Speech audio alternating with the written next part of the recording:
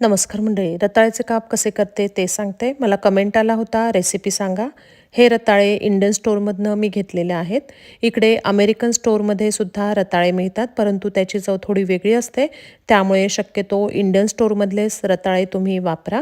रताळे आधी स्वच्छ धुवून त्याचे गोलाकार काप करून घेतले. त्यानंतर पॅनमध्ये 1 चमचा तूप गरम केले. त्यामध्ये रताळ्याचे काप टाकले. सगळीकडनं परतून घेतले. नंतर त्याच्यावर झाकण ठेवून त्यावर पाणी टाकले आणि मंद आचेवर रताळे शिजायला ठेवले. झाकण ठेवून पाणी टाकले की रताळे खाली लागत नाहीत आणि छान शिजतात.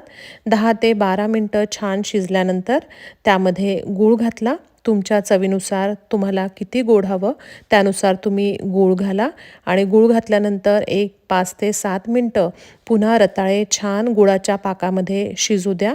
गुळाचा पाक घट्ट होत आला की तुम्हाला समजतं आणि त्यानंतर तुम्ही गॅस बंद करून टाका.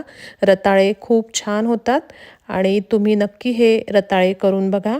तुम्हाला जर आवडत असेल तर वरून वेलची पावडरसुद्धा रताळ्यावर तुम्ही पेरू शकतात. खूप छान लागते. धन्यवाद.